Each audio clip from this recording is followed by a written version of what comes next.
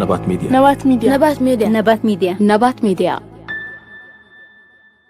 سلامة خاتتلتي نبات ميديا كما يكنيهم كما ياللهم أبا زلهم سلامة عنان نعاهم يكون نابلنا نلومون كم تلمود حصر زبالة حبريتاتاتي وهلوانا شير لايك سابسكرايب ناقبرنا نزي يوتيوب channel أبا معبايد ما كل زكالنا هنقبر دقيبنا نصوع بغتا نابتي لمود حصوت ناي أبيت ودبشاشا كنبلينا أبز ساعات زي بريزيدنت ناي تركي طيب إردوغان أبا أديس أبا خمس بس حرينا لنا أو بزعبة من طيب تزراريبهم طيب إردوغان كي انت عينت قبل ملسي بغن رينا مجمريا بحصوت ناي أبيت ودبشاشا هنجمر ሚሊየን ህዝብ ላይ ያላት ሀገር የሲ አክሰስ ተከልክላ በዓለም ላይ ካለው ልምምድና ትሬን ውጪ በጠላቶቻችን ደባ ለረጅም ጊዜ የጂኦግራፊ እስረኛ ሆና እንድትቆይ መደረጉ ትክክል አለመሆኑንና እንደ ቱርኪ ያሉ የኢትዮጵያ ወዳጆች በዲፕሎማቲክ መስኩ ጫና በመፍጠር በሰላማዊ መንገድ ኢትዮጵያ የሲ አክሰስ ማግኘት የምትችልበት ሁኔታ እንዲያግዙ በስፋት ተወያይተናል። ሎጂስቲክስ አንዱ ትልቁ ቦትልኔክ ነው ለኛ እድገት። ከዚያ ደግሞ የሲ አክሰስ ቁልፉን ነገር የሚይዝ ሲሆን ፕሬዝዳንት ኤርዶጋን ከዚህ አንጻር የበኩላቸው ሚና እንዲጫወቱ ጠንከር ያለ ውይይት አድርገናል። ለዚህም ምስጋና እናቀርባለን። كمزي خنسمع صنحنا يتلمود حصوت ناي أبيت ود بشاشة طيب إردوغان بزعبا قداي بحري تزراريبنا نحنا 130 مليون هزبينا أسرات ناي جغراف كوينا دما كنكتل أي نقلنينا أبتي ناي أبدك بحري نمركاب نقورة صعر دما بريزيدنت تركي ويون تركي بدبلوماسياوي منقدي كتحجزنان دقف كتبر كتلنان مسؤول نوح زبالة ساعات تزراريبنا بتعم دما نمسكونا يزبلنا دلو ازي اتحاسوت ناي أبيت ود بشاشاي أب استفلا محبراو ميدياتات زرقح زلو حقي انترينا جن بانصاري كمزي أبزي نريد لنا ون منصرر زينا بريزيدنت تركي رسيب طيب إردوغان تركي بفصم أب قرن أفريقيا حدش جيتشتات كتري خمزي تدلن أب تزوبا زساق زلو هزبي حدش كانزا كوسق كمزي بولن نقدماي منستر إثيوبيا أب أديس أبابا تزاريبو مرد أب جزاها زبهال دما كمزا عينت مسترخبي أقسماويت سابا أزوم عصوبات اللغات ناي ود بشاشا أبزي محبراو ميديا زنوتو نذاتري وازلغم سئلي تتغبابيلهم أب إكسغن أب كال محبراو ميديا شربلو والو السغا أب شرارو سراويتنا شعبيا آتيو نعم الرقاقصي كوانوكم كا ازتري ودلهم سباي كدان ناي سراويت شعبيا ويدما ميليتاري تخدين اللو بمبال يكبابولو للو أبز حدا نجر انتايو خرد أن زغل شعبيا معرخ اندي يفرحوا من معرخ اندي رعدي يفطروا له من مهلاو معرخ اندي دما كبدهم حقيقهم يحضروا كم زلو يزريكا اتحقي از ميليتاري زغلو زلو أب تجراي سراويت تجراي زغدونو كداني بفلاي دما زوم أربي سبعة زبالو زغدونو وخداني نعم الرقاقصي كهوننا دما نزا سئل زيا نرأيا ازي قدمنا هنريد صنحنا ميليتاري ويدما كدان بعلم زوم عرب سبعة زبالو ناي تجراي سراويت زغدونو وزلو وخداني سلاز سراويت تجراي زغدونو سراويت شعبيا متخدينو ميلكا أب محبراو ميديا شرمبال معرخندي أب چنكتن أب رعدن أب فرحن توحيتم كمزلو حد ملكتيو زوم أب سئلي نريوم زلنا عصوبات تجارو أب أديس أبا أب تحتي أب يتود بشاشا زم حدورن زم وولنيو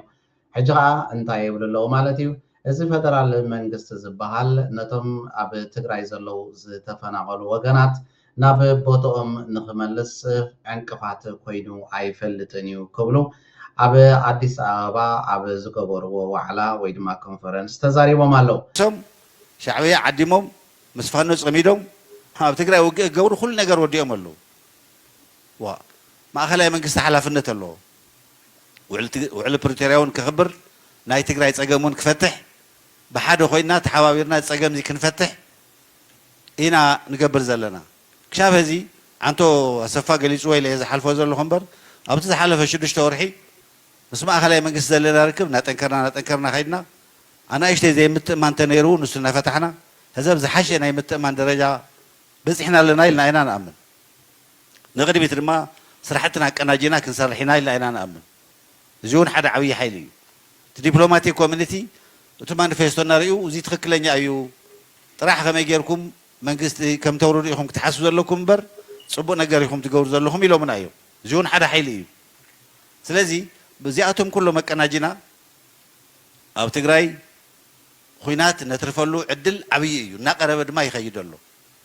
تونا علامانا زي اندحر خوينات زغبر خوينو ግን بناتهم ديليت بزخون يخون منجدي كترف زي فقدو انت خوينو اتي زغبر خوينات بتعم حصير بنشتي واغا زفتح كنغور لنا توم وانجلኛታት ተነጽለው መጽዮም ንሰም በይኖም ጸገም ዝጋፈጥሉ ሁነታት ክንፈጥር ክንጽዕር ለና እዚ መደናገሪ ከዳሕ ጀነራል ኣብ ትሕቲ ኣቤት ወዲ በሻሻ ዝመሓደር ዘሎ ወዲ በሻሻ ከም ዝግበር እናበለ ዝልእኮ ዘሎ ኩናት ክጅምር ምዃኑ ብሕፅር ዝበለ መልክዕ ዝነግረና ዘሎ ኩናት ክጅምር ምዃኑ ኣብ ልዕሊ ህዝቢ ትግራይ ድማ ብፍላይ ሕወሓት ምስ ሻዕብያ ተራኺቦም ብለና ኣሎ ሕወሓት ምስ ሻዕብያ እንተተራኸቡ ንሰላም ህዝቦም እዮም ምስ ሻዕብያ ዝሰርሑ ዘለዉ ንስኻ ግዳ ምስ ትማሊ ካብ ስልጣኑ ክባረር ኣለዎ ቀንዲ ፀላኢ ህዝቢ ትግራይ ኣቤት ወዲ በሻሻይ እናበልካ ክንደይ ዕፅፍ ዝርግሕ ዝብሉ መንእሰያት ተጋሩ ከም ዝቕዘፉ ጌርካ ኢኻ ሕጊ ስለዘየለ ኣብቲ ሃገር እምበር ብገበን ብጆኖሳይድ ክትሕተት ዝግባኣካ ንስኻ ኢኻ ክንደይ መንእሰያት ኣጥፊካ ነዛን ሂወትካ ከተድሕን ክትብል ናብ ኣዲስ ኣበባ ምምኻት ኣብ ትሕቲ ኣቤት ወዲ በሻሻ ተዓሲብካ ትሰርሕ ዘለኻ ስማዊ ጀነራል ኢኻ ነዚኦም ውርደተኛታት ከምዞም ክንሪኦም ዝፀናሕና ዕሱባት ተጋሩ ኣብ ትሕቲ ኣቤት ወዲ በሻሻ ዘለዉ ሓደ ግብረ መልሲ ተዋሂብዎም ነይሩ እስከ ናብቲ ግብረ መልሲ ከዓ ንኸይድ አንድ ኢንተርቪው አድርገው አዳምጥ ነበር የታደሰ ወረደ የጊዜያዊ አስተዳደሩ መንግስት ይልቀቅ ስልጣኑ እሳቸው ራሳቸው ስልጣን ለቀው አይደል እዚህ ሮጥ የመጡት እዚ ናይ ጌታቸው ረዳ ዝበሃል ኢንተርቪው ክገብር ከሎ ቃለ መጠይቕሲ ሓደ ነገር ሰሚዐ ነይረ እዚ ግዜያዊ ምምሕዳር ዘሎ ኣብ ትግራይ ወዲ ወረደ ማለት እዩ ካብ ስልጣን ክወርድ ኣለዎ ኢሉ ተዛሪቡ ነይሩ ንባዕሉ ስልጣን እንዲ ነይሩ ስልጣን ገዲፉኒ ናብ አዲስ አበባ መጽእ ብሎ ሓቂ አንዱም ተጠያቂ እኮ ናቸው ህግ ቢኖር ፍትህ ቢኖር ኢትዮጵያ ውስጥ አንዱም ተጠያቂዎች እኮ ነጌታቸው ነጻድቃን ነበሩ እዚ አይናታ ከንብላ ጸናሕና ኣብ ኢትዮጵያ ሕግ ስለዘየለ ስርዓት ስለዘየለ ስርዓት አልቦነት ስለዘሎ እምበር ብገበን ናይ ኩናት ክሕተቱ ዝግብኦም እዞም ሰባት እዚኣቶም እዮም በዓል ጀነራል ጻድቃንን በዓል ዝንሪኦ ዘለና ጌታቸው ረዳ እዚኦም እዮም ብገበን ክሕተቱ ዝግባእ ነይሩ ግን ሕጊ የለን ክሕተቱ ይክእሉን እዮም ብሎም ኣሎ አብረው ከ600,000 በላይ ልጆች እንዳለቁ ታውቂያለሽ በዚህ ጦርነት የዓለም አቀፍ ገለልተኛ አካላት የሚል ከግማሽ ሚሊዮን በላይ ሰው ገበረች በዚህ ደረጃ ደግሞ ዛሬ እከሌ ስልጣን ልቀቅ እከሌ ያው ነው ጉልቻ ቢቀያየር ወጥ አያጣፍጥም ያው ናቸው ደሴም ናቸው እሳቸውም እኮ ምክትለው ነው የክልሉ ጌታቸውም ዋና ሆነ እኮ አይተውታል የት ድረስ ፈቀቃሉ ለምን ያን ያላሸነፏቸውም እዛ ለምን ተሸንፈው ወጡ እነሱ እዚኦም ገበነኛታት እዮም ከባቢ ፍርቂ ሚሊዮን ዝኸውን መንእሰይ ከም ዝሃልቕ ዝገበሩ እዮም ስለምንታይ ዳነት ስልጣን ገዲፎሞ ናብ አዲስ አበባ መጽኦም ኣብ ስልጣን ነይሮም እንዲዮም ሽዑዳ ተግባራዊ ዘይገብርዎ ዝሕጂ ዝብልዎ ዘለዉ ስለምንታይ ሕጂ በአዲስ አበባ ኮፍ ኢሎም እዚ ዘሎ ግዜያዊ ምምሕዳር ካብ ስልጣን ክወርድ ኣለዎ ወይ ድማ ሕወሓት ክእል ኣለዎ እናበሉ ዝዛረቡ ዘለዉ እዚኦም እዮም ቀንዲ ብገበን ክሕተቱ ዝግብኡ ነይሮም ብሎም ኣሎ እዚኣ ሓቂ ተዛሪቡ ይሄንን እዚህ ደግሞ መጥቶ መሀል አዲስ አበባ ላይ አሁን ደግሞ ፌደራል መንግስት ስልጣን ሆኖና በፕሪቶሪያ ስምምነት እንትን ይቀይር ይሄ ደግሞ ሌላ ቀውስ ያስከትላል ኣብዛ አዲስ አበባ ኮፍ ኢሎም ብመንገዲ ውዕል ፕሪቶሪያ ነቲ ዘሎ ኣብ ስልጣን ዘሎ ናይ ግዜያዊ ምምሕዳር ናይ ትግራይ ካብ ስልጣኑ ከኣልዮ ኣለዎ እናበሉ ፀቕቲ ዝገብሩ ዘለዉ እዮም እዚ ከዓ ናብ ካልእ ኩናት ዘምርሕ ካልእ ሓደጋ ዝፈጥር እዩ ሁል ጊዜ ያ ክልል አዲስ ሰው የተሾመለት ሲቃዩ ነው ያለ አዲስ እንደሚሟሽ ጀበናና ማሰሮ ስለዚህ ይሄ አይደለም እንዲያውም እነኚህ ሰዎች ገለል ቢሉ ጥሩ ነው ከፖለቲካው ዓለም እንተኾነ እዞም ሰባት እዚኣቶም ክርሕቅዩ ዝግባእ ነይሩ ናብ ዳግማይ ኩናት ናብ ዳግማይ ግርጭት እዮም ክመርሑና ገለ እንተተሰቆሮም ገለ ድማ ትምህርቲ እንተኾኖም ነዞም ኣብ ማሕበራዊ ሚድያ ዳንኬራ ኩናት ዝፅሕትሩ ዘለዉ ብፍላይ ድማ ምስ ኤርትራ ኩናት ክንገብር ኢና ኣፍ ደገ ባሕሪ ክንረክብ ኩናት ክንከፍት ኢና እናበሉ እዝናና ዘፅምሙና ዘለዉ ገለ እንተተሰቆሮም ናይ መለስ ዜናዊ ዘረባ ሸርክ ንብለሎም የሚለው አሰራር የት እንዳደረሰን እናውቃለን የት እንደደረሰ ከመሬት ውጪ ህዝብ ከህዝብ ውጪ መሬት የለም ፋይዳ የለውም የመጨረሻ ውሳኔም የህዝቡ ነው ብለን እስከምን ድረስ ግን የሰላም አቅጣጫን ተመልክተናል ማለት ነው። እኛ የግድ ሁሉም ሰው የሰላም አቅጣጫ መከተል አለበት ብለን አንል። እኛ ጦርነትን በቴሌቪዥን አይደለም የምናውቀው። እኛ ጦርነትን በወሬ አይደለም የምናውቀው።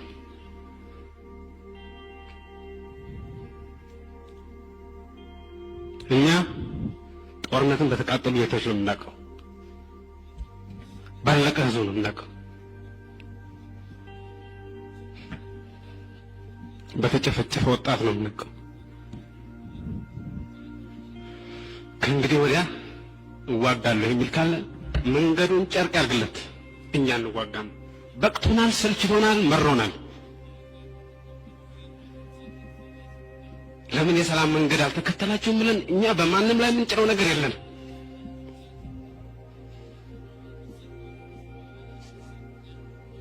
የኤርትራን ህዝብ አንበረከካለሁ የሚል ካለ መንገዱን ጨርቅ ያርግለት። እኛ በዚህ ጨዋታ ውስጥ የለንም። ከምዚ ክንሰምዓን ክንከታተሉን ዝፀናሕና ቀዳማይ ሚኒስትር ኢትዮጵያ ነበር መለስ ዜናዊ ኣብ ሓደ ኣጋጣሚ ንኢትዮጵያውያን ዝተዛረቦ እዩ ነይሩ። ንሕና ንኩናት ኣብ ቴሌቪዥን ዘይኮንና ንፈልጦ ብኣካል ኢና ንፈልጦ። ትርጉም ኩናት ድማ እንታይ ዓይነት ዋጋ የኽፍለካ እንታይ ዓይነት መንእሰያት ድማ ይበልዓልካ ፅቡቅ ጌርና ኢና ንፈልጥ። ካብ ደጊም